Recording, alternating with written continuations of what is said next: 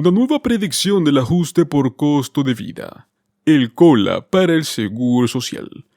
Tiene a muchas personas mayores preguntándose cómo estirarán sus beneficios en medio de la inflación.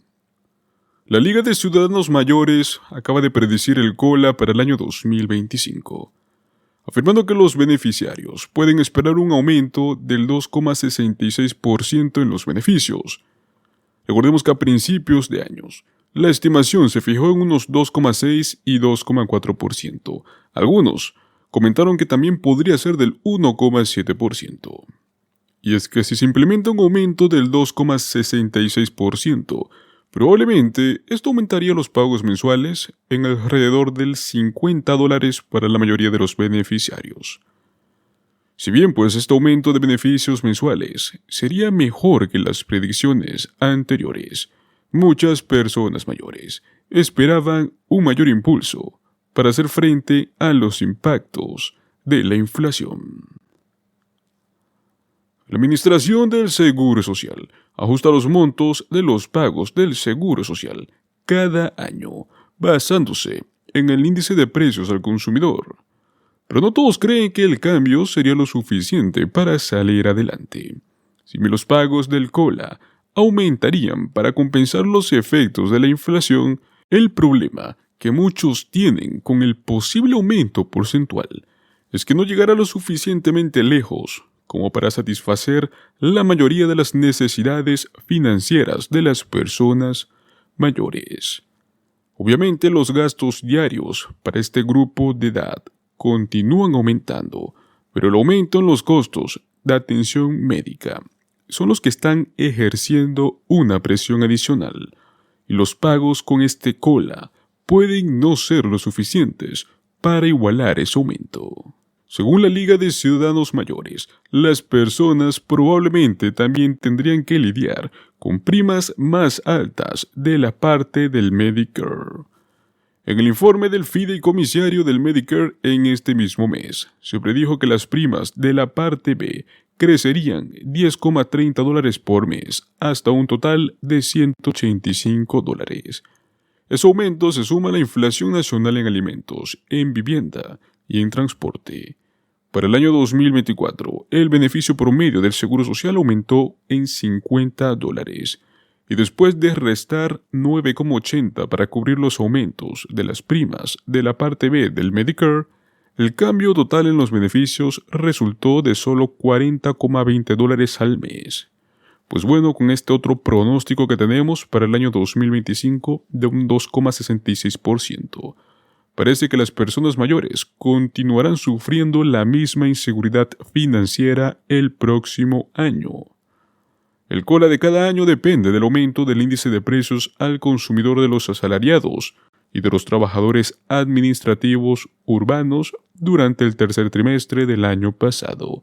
Esto significa que el COLA oficial para el 2025 no se va a calcular hasta más adelante en el año.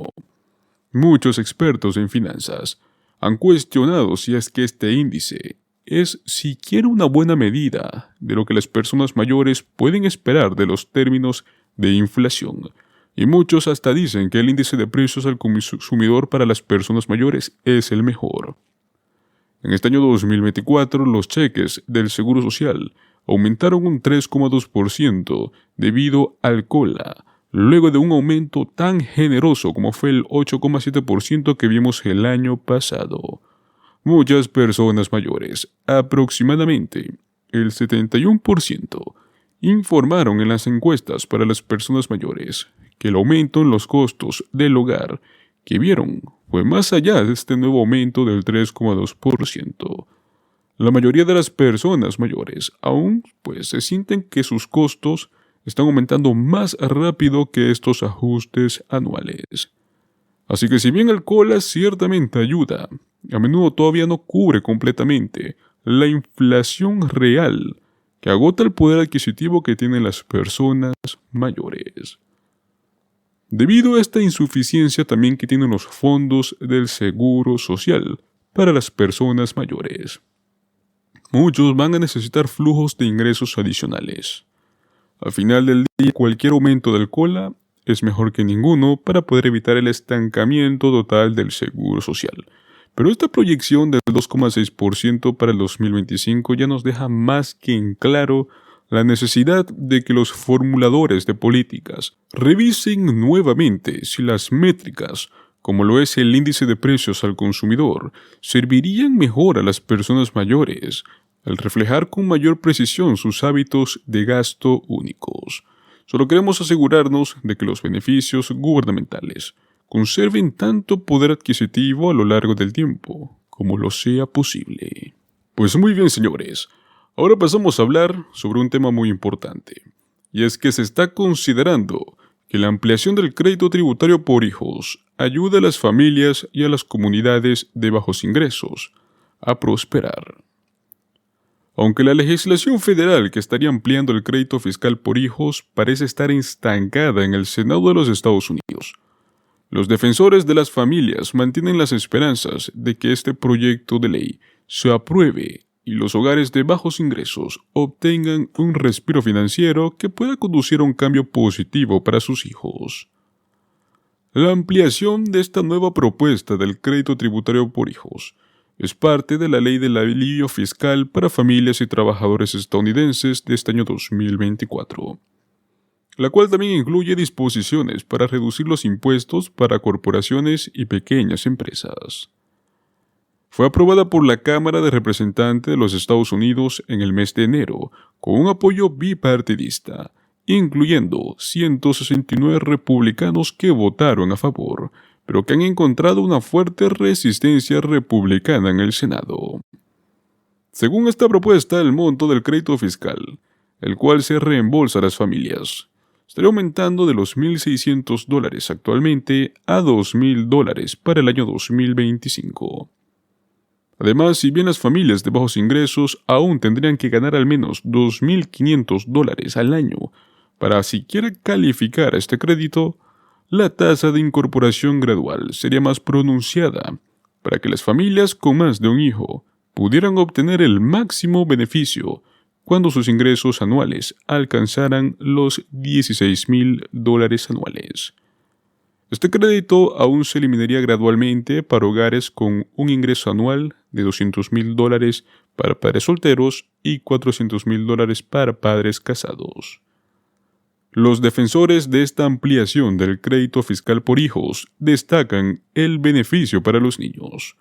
Un estudio del Centro de Prioridades Presupuestarias y Políticas encontró que en el primer año, 16 millones de niños menores de 17 años y de familias de bajos ingresos, que actualmente no obtienen este beneficio completo, por así decirlo, obtendrían un gran alivio. Se estima que por lo menos estaría ayudando a cientos de miles de niños menores de 17 años y de bajos ingresos. Sin embargo, los opositores argumentan que este crédito es muy costoso y que incentiva un comportamiento incorrecto, pues en informes han descrito que el crédito fiscal son nuevos beneficios sociales en efectivo para familias que no pagan impuestos. Es más, hasta afirmaron que la expansión podría debilitar los requisitos laborales y alentaría la paternidad soltera. Cuando los niños de familias de bajos ingresos obtienen la seguridad que brinda una estabilidad financiera, crecerán con una actitud diferente, una forma diferente de vivir, una perspectiva diferente de la vida. Serán ciudadanos realmente exitosos y si han luchado toda su vida, tal vez no lo sean. Así que tratemos de ayudarlos cuando sean jóvenes. Varios senadores como lo son Todd Young y Mike Brown de Indiana están en el centro de esta lucha por el proyecto de ley de reducción de impuestos. Se les considera potencialmente 2 de los 11 votos necesarios para que el Senado apruebe la medida, y aunque ninguno actualmente ha expresado su apoyo a este crédito fiscal por hijos ampliado, cada uno ha dicho que le gustan los beneficios que obtendrían las pequeñas empresas. El paquete fiscal propuesto estará abordando varias de las prioridades de los senadores, incluyendo el impulso de la investigación y el desarrollo y ampliación del acceso a viviendas asequibles. Si bien las disposiciones del crédito tributario por hijos no son perfectas, pues bueno, a varios senadores les gustaría que un paquete tributario llegara a esta nueva meta.